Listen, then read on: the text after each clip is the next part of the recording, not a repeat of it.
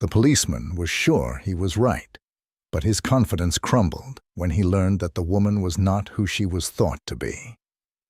Don't miss this incredible turn of events. Subscribe to the channel to find out the whole truth and leave comments. What would you do in her place? Erica Wilson had always loved her evening walks.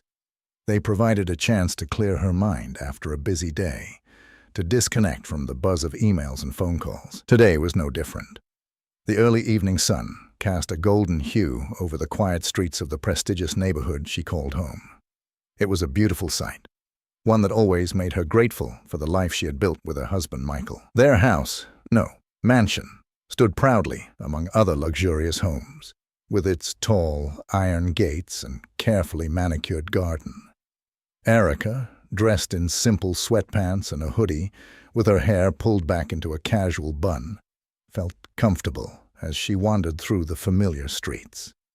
The day had been long, and a casual stroll was just what she needed. The air was cool, with just a hint of breeze, and the quiet serenity of the evening seemed to embrace her, calming her thoughts. She looked down at her simple sneakers, lightly scuffed from wear, and smiled to herself. It didn't matter how much wealth she and Michael had accumulated. She loved the feeling of being simple, especially in moments like this. As she rounded the corner, she could see her house in the distance, a grand structure that stood as a testament to their hard work. The long driveway, lined with perfectly trimmed hedges, led up to the front entrance, and Erica imagined stepping through the doors to find her husband reading in the study, as he often did in the evenings. Everything about the neighborhood was pristine, from the polished street signs to the clean sidewalks. Erica had lived here for a few years now, but sometimes it still felt like a dream. Growing up, she never imagined she'd live in a place like this, a place where old money and established wealth made up the foundation of the community. She stopped for a moment, closing her eyes, taking in the peacefulness. It was one of those rare moments when everything seemed just right, a balance of tranquility and accomplishment. But just as she was about to resume her walk, the sound of a car approaching from behind pulled her out of her thoughts. The slow hum of the engine felt deliberate, and she could sense the vehicle following her pace. Erica turned her head slightly, just enough to see a police car crawling toward her. Her stomach tightened for reasons she couldn't quite explain. It wasn't the first time she'd seen a patrol in the neighborhood. It was a high-security area, after all. But something about this felt different. The car slowed even more, finally pulling to a stop a few feet ahead of her. She hesitated for a moment, her heart beginning to pound in her chest. Surely it was just a routine patrol. Perhaps they were stopping to check on something nearby. She tried to shake off the unease creeping into her mind, but when the officer stepped out of the vehicle, walking directly toward her, the tension only grew. The officer was tall, with a stern expression etched into his face. His uniform was crisp, the badge gleaming under the evening sun. As he approached, his eyes locked onto Erica with a kind of cold suspicion that sent a chill down her spine. She had seen that look before, the one that judged before understanding. "Excuse me, ma'am," he said, his voice clipped and formal. "Can I ask what you're doing around here?" Erica blinked, her mind racing. What could he possibly mean by that? She lived here. Surely he must have seen her around before. But the way he looked at her, his eyes scanning her simple outfit, her skin, made it clear that he had already formed an opinion. "I'm just heading home," Erica replied calmly, pointing toward her house, which was only a short walk away. "I live right there." The officer's gaze followed her gesture, but his face didn't soften. If anything, his expression hardened, the suspicion deepening. "Do you have any identification on you?" he asked, his tone sharp. Erica's stomach sank. She wasn't carrying her ID. She hadn't thought she would need it for a simple walk through her own neighborhood. After all, this was supposed to be a place where she felt safe, where she could relax. But now, faced with the officer's cold stare, she felt anything but safe. "I'm sorry. I don't have my ID on me right now," she said, keeping her voice as polite as possible. "But I can call my husband. He's home right now." The officer's expression didn't change. "You don't have any identification, and you're walking around this neighborhood?" He took a step closer, his eyes narrowing. "We've had some reports of suspicious activity around here recently." Erica's heart pounded in her chest. "Suspicious activity," she repeated, her voice laced with disbelief. "Officer, I live here. I'm just going for a walk." But the officer wasn't listening. His gaze swept over her again, from her worn sneakers to her hoodie. It was clear he didn't believe her.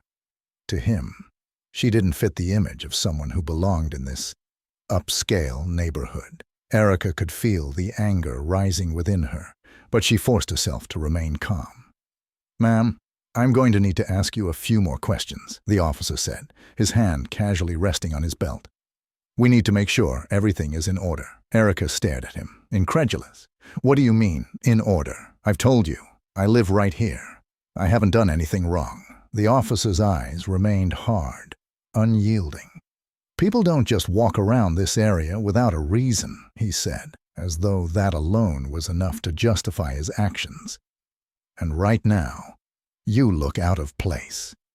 Out of place. The words stung, sharper than they should have. Erica's breath caught in her throat. She had worked her whole life to get to this place, to build a life where she didn't have to justify her presence. And yet, here she was, being treated like a criminal for simply existing in her own neighborhood. "Look," she said, her voice growing firmer now. "I'm not going to stand here and be treated like this. I've told you, I live here.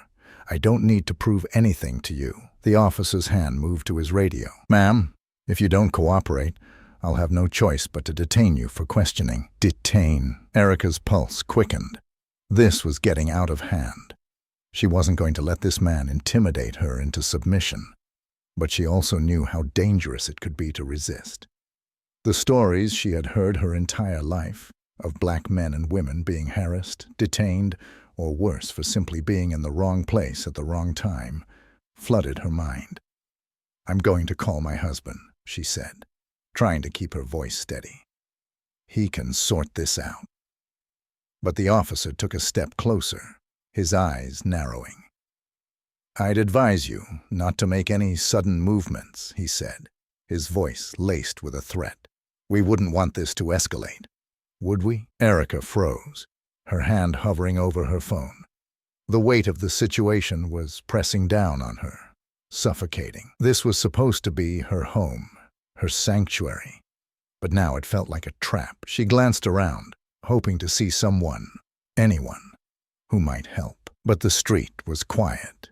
The few neighbors who had come out to enjoy the evening now, watching from a distance, their eyes filled with curiosity.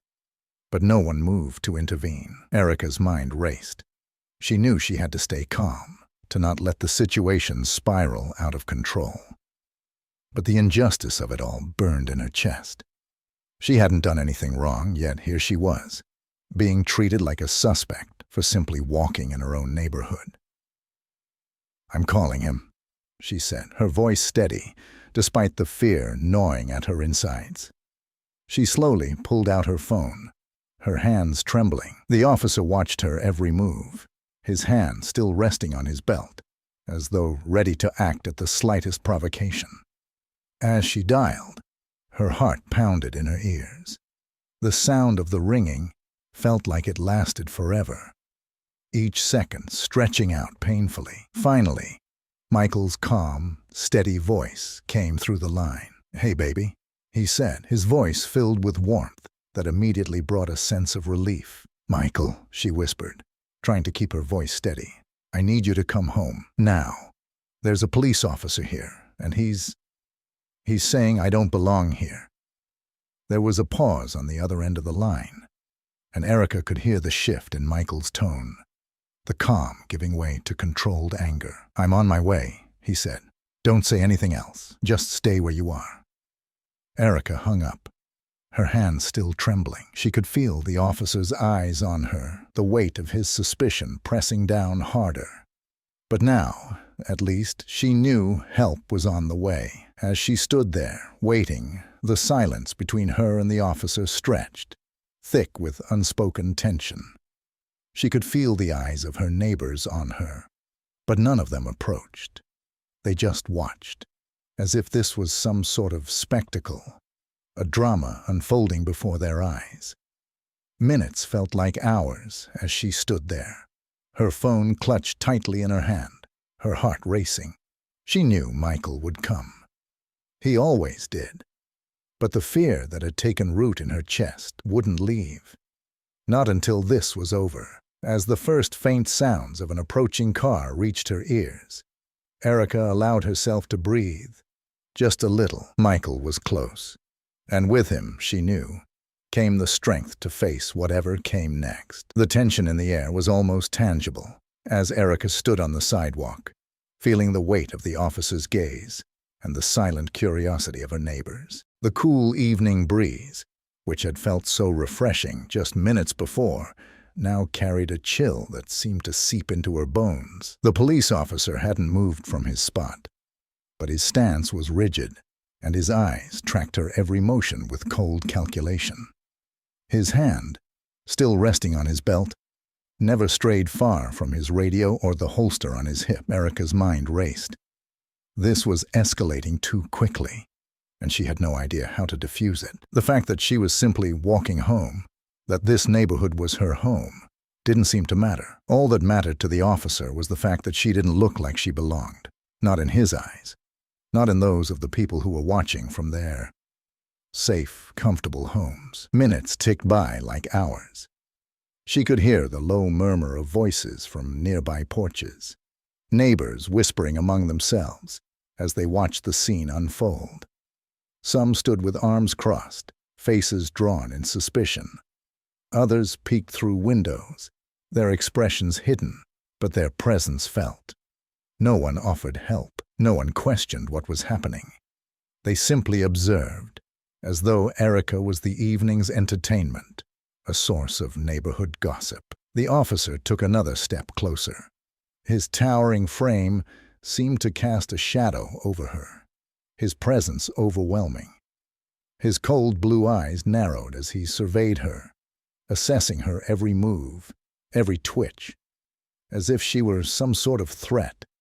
Erica's skin prickled with anxiety, her pulse quickening with each second that passed. "Ma'am," the officer said, his voice sharp and commanding, "I've already asked you for identification. You don't have any, and that's a problem. We've had reports of suspicious individuals in this area, and you match the description." Erica clenched her fists at her sides, forcing herself to stay calm. "I've told you," she replied, her voice as steady as she could manage. "I live right here. My husband is on his way, and he can explain everything." But the officer wasn't interested in explanations. His gaze darkened, his expression hardening, as if her words only fueled his resolve. "This is a high-security area," he said, his tone accusatory. "We can't just take anyone's word for it, especially when there's been a report of suspicious activity." Erica's stomach churned. "Suspicious activity," he kept repeating, as if that alone justified everything that was happening. She wanted to scream, to demand that he explain what exactly she was being accused of. But deep down, she knew the answer. The only thing suspicious about her, in the officer's eyes, was the color of her skin and the simplicity of her clothing in a neighborhood like this. "Officer, I'm telling you the truth. I live here. I'm just trying to get home," Erica said again, hoping that somehow reason would prevail. But even as the words left her mouth, she could feel that it wouldn't matter. The officer sighed impatiently. "I've already told you, ma'am. If you don't cooperate, I'll have no choice but to detain you for further questioning." He shifted his weight slightly, and the gesture sent a wave of dread through Erica's body. He was serious. "Detain me?" Erica asked, her voice rising in disbelief. "For what? I haven't done anything wrong." "You're refusing to provide identification and explain what you're doing in this area," the officer replied, his voice growing more aggressive. "That's enough to raise suspicion." Erica's anger flared, but she forced herself to take a deep breath. She knew she couldn't afford to let her emotions take control. Not now. Not when things were so volatile. "I've already explained," she said, her tone more measured now. "I don't have my ID on me because I'm just out for a walk. I live in that house right there. My husband will be here any minute, and he'll clear everything up." The officer's eyes narrowed further, his jaw tightening. "We've had break-ins in this area recently," he said, as if that was reason enough for his actions. "We can't take any chances." Erica's patience was wearing thin. "This is absurd," she muttered, more to herself than to him. But the officer heard her, and the coldness in his expression intensified. "Ma'am, I don't appreciate your tone," he said, stepping even closer, his large frame looming over her. "This is a matter of public safety. If you can't cooperate, I'll have to assume you're hiding something." Erica's heart pounded in her chest. The situation was spiraling out of control. She knew that if she didn't tread carefully, things could get much worse. But how could she cooperate with something so blatantly unjust? How could she stand here and allow herself to be treated like a criminal in her own neighborhood when she hadn't done anything wrong? Before she could respond, she heard the faint sound of a car engine approaching, followed by the familiar deep hum of her husband's vehicle. Relief washed over her, but it was tinged with frustration and anger. This shouldn't be happening. None of this should be happening. Michael's car pulled up to the curb, and she could see the tense expression on his face even before he stepped out of the car. He was dressed impeccably as always, a tailored suit, polished shoes, his presence exuding calm authority. But there was an edge to his movements, a barely controlled anger simmering beneath the surface. He walked over quickly, his eyes flicking between Erica and the officer. "What's going on here?" he asked, his voice steady but filled with a quiet intensity. The officer straightened, his posture rigid as he addressed Michael. "We've had a report of suspicious activity in the area, and your wife doesn't have any identification on her. We're just trying to ensure public safety." Michael's jaw tightened. "Suspicious activity," he repeated, his voice dangerously low. "My wife lives here. This is her home. What exactly is suspicious about her walking in her own neighborhood?" The officer shifted slightly, clearly uncomfortable, but unwilling to back down. "As I've said, sir, we've had some break-ins recently. Your wife matches the description of someone who may have been involved." Erica felt her anger rising again. "What description?" she demanded, her voice shaking with frustration. "A black woman in a hoodie? That's the description?" Michael placed a calming hand on her shoulder, his touch steadying her, but also conveying the same anger she felt. "You've overstepped, officer," he said, his voice cold. "My wife doesn't need to justify her presence here. This is our home. We pay taxes in this neighborhood. We've lived here for years, and we've never had any trouble. Until now." The officer looked from Michael to Erica, clearly weighing his options. He knew he was in a precarious position. Michael wasn't the kind of man who could be easily dismissed or intimidated. His calm, composed demeanor carried weight, and it was obvious the officer was beginning to realize his mistake. But instead of admitting his error, the officer's pride kept him from backing down. He stood taller, his hand still resting dangerously close to his radio. "I'm just following protocol, sir," he said, his voice firm. "If there's been a report, we have to investigate." "Protocol," Michael repeated, his voice sharp. "What protocol allows you to harass my wife on the basis of a vague description and no evidence?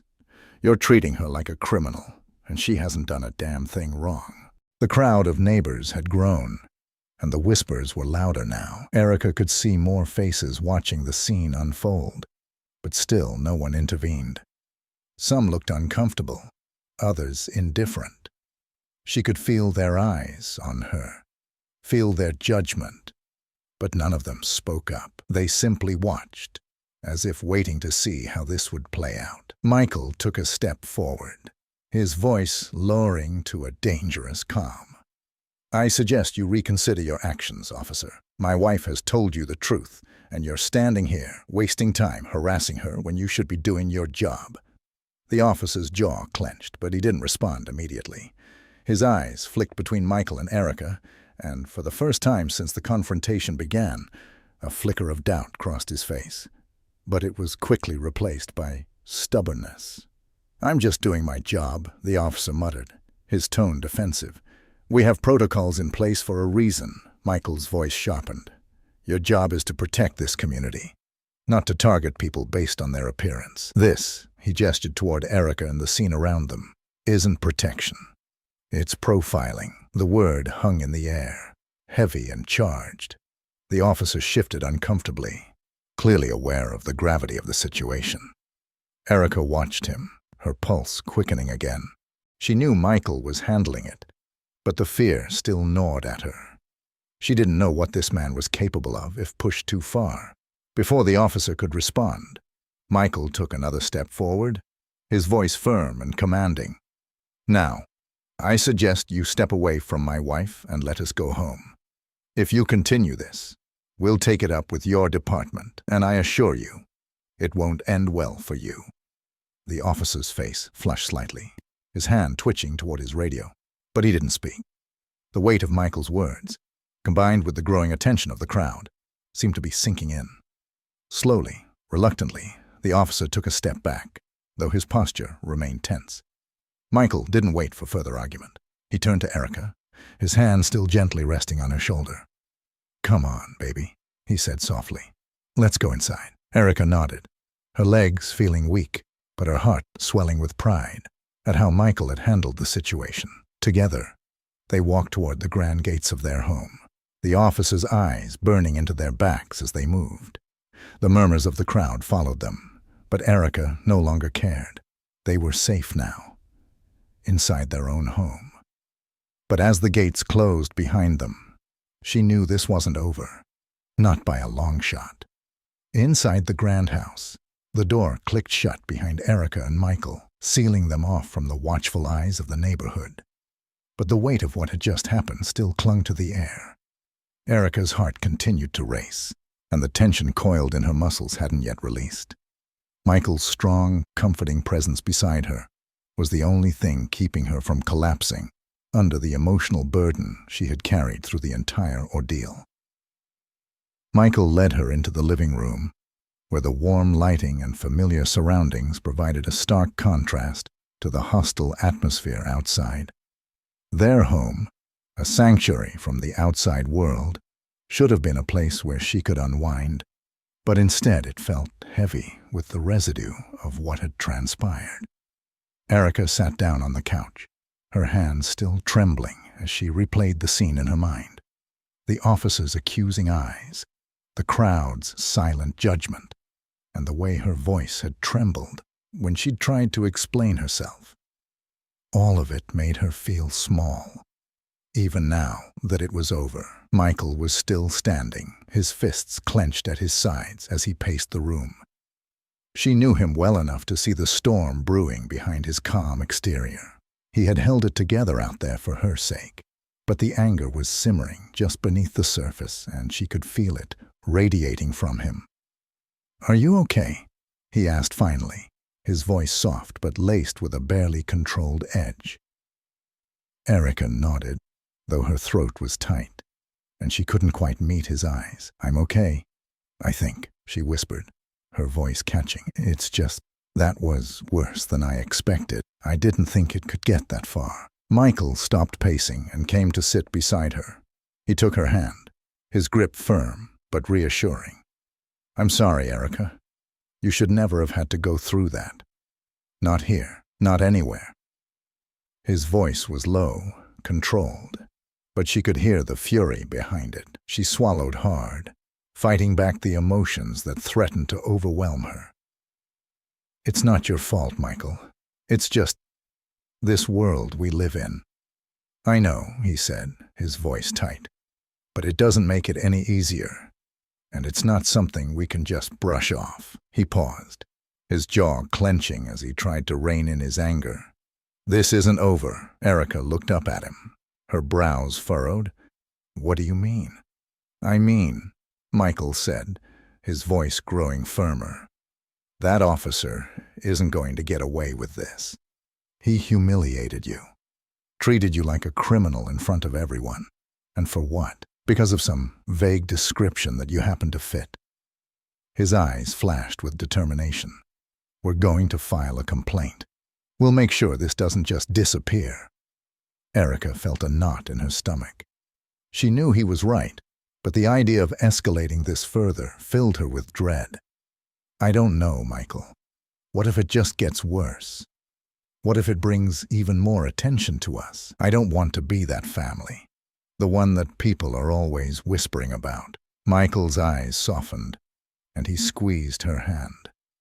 Baby, we're already that family, whether we like it or not. People were whispering before this even happened, and now they've seen it with their own eyes. We can't just let it slide. If we do, it'll keep happening to us, to others. Erica bit her lip, the weight of his words settling on her. She knew he was right. This wasn't just about her anymore. It was about something bigger, something that had been simmering beneath the surface for too long. If they didn't stand up now, when would they? She hesitated, her voice trembling. I'm scared, Michael. What if no one believes us? What if they find a way to twist this? Michael's grip on her hand tightened. We won't let them. We've got the truth on our side. And I've been through this before. Hell, my whole career's been about standing up to this kind of injustice. We'll fight this, Erica. We'll fight it together. His words brought a sense of calm that she hadn't expected.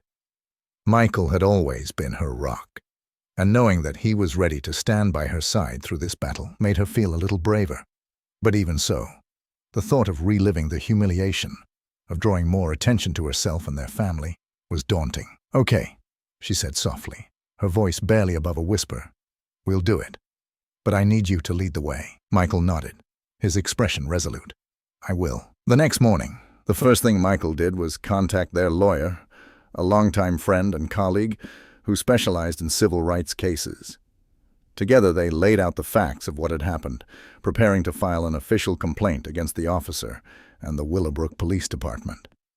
Erica sat quietly during the meeting, still processing the weight of what was happening. She knew it was the right thing to do, but part of her still felt exposed, vulnerable, as if her life had been put under a microscope. Later that day, Erica noticed something strange. Her phone buzzed constantly with messages, some from friends and family, but many from unknown numbers. Confused, she opened her social media accounts and was shocked to find her name trending. Someone had filmed the entire encounter with the police officer. A video had been posted, and it was spreading like wildfire. The footage showed the officer confronting Erica, demanding her identification and accusing her of suspicious behavior. The camera had captured every word, every moment of the humiliation she had endured, and now the entire world seemed to be watching it unfold. Her heart sank as she scrolled through the comments. Some people expressed outrage, their words of support filling her inbox with messages of solidarity. Others, however, were less kind. She saw accusations of playing the victim, of making a big deal out of nothing. Some comments were outright hostile, questioning her character, her motives, even her right to live in such an affluent neighborhood. It was overwhelming. Erica had never wanted this kind of attention, never wanted to be thrust into the spotlight like this. But now, there was no turning back. Her story was out there, and the world was reacting. Michael, on the other hand, saw the video as an opportunity. This is good, he said, watching the footage with a critical eye. This proves what happened. We can use this to hold them accountable. But look at the comments, Erica said, her voice shaking. Some people don't even believe me. They're saying I'm just trying to get attention. People will always say what they want, Michael replied, his voice steady. But the facts are right there, on video. That officer overstepped, and now we have proof. We'll take this to court if we have to. The days that followed were a blur of phone calls, meetings with lawyers, and media attention. The local news picked up the story, and soon national outlets were running segments on the video. Erica found herself at the center of a movement she hadn't asked to lead, and while it was empowering to see so many people rallying behind her, it was also terrifying. She and Michael held a press conference outside their home, addressing the media for the first time since the video had gone viral. Erica stood beside her husband, her heart pounding in her chest as the cameras flashed and microphones were shoved toward her. Michael did most of the talking, but when it was her turn to speak, she found her voice. What happened to me wasn't an isolated incident, she said, her voice firm, but laced with emotion. This happens to people of color all the time. Being judged, being targeted simply for existing in spaces that others don't think we belong in. But we do belong here, and we won't let this continue. The crowd of reporters buzzed with questions, but Erica stood tall beside Michael, her fear giving way to a quiet strength she hadn't realized she possessed. This was bigger than her now. It was about justice, about change. As the weeks passed, the case gained momentum. The Willowbrook Police Department issued a statement, acknowledging the incident but refusing to admit wrongdoing. They claimed the officer had followed protocol, but Erica and Michael's legal team was determined to prove otherwise. The community began to rally around them, holding peaceful protests and demanding accountability from the police. The culmination of their efforts came on a bright Saturday afternoon. Hundreds of people gathered in Willowbrook's town square for a peaceful demonstration. They held signs that read, "Justice for Erica" and "End Racial Profiling."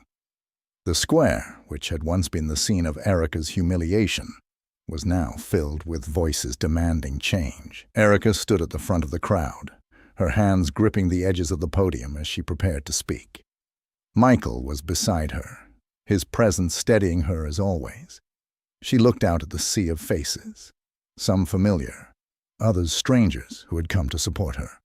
The sight was overwhelming, but also empowering. Taking a deep breath, Erica began to speak. "This isn't just about what happened to me," she said, her voice carrying over the crowd. "This is about a system that allows this kind of injustice to happen over and over again. It's about a society that still sees people like me as outsiders, no matter how hard we work, no matter how much we achieve. But we're not outsiders. We belong here, and we're not going to be silent anymore." The crowd erupted into cheers, their voices rising in unison. Erica's heart swelled with pride. She hadn't asked to be in this position, but now that she was here, she knew she couldn't back down. This fight was just beginning, and she was ready to lead it. Michael stepped forward, placing a hand on her shoulder as they looked out at the crowd together. "We're going to make a difference," he said softly. "This is only the beginning." Erica nodded, her gaze fixed on the faces before her. She felt a sense of hope that she hadn't felt in a long time. Change was possible, and with the support of her community and her husband by her side, she knew they could make it happen. As the protest continued, the sun began to set over Willowbrook, casting a warm, golden light over the square. The same light that had once symbolized peace now symbolized something else: justice. And as Erica stood there, surrounded by people who believed in her, she knew that they were on the right path. This wasn't just about her anymore. It was about all of them, and together, they would fight for a better future. Thank you for watching to the end. If you like this story, don't forget to subscribe to our channel so you don't miss new videos. Give us a like and click on the bell to be the first to know about the latest releases. And be sure to check out our other stories. They will definitely not leave you indifferent. Leave a comment below. What would you do in such a situation?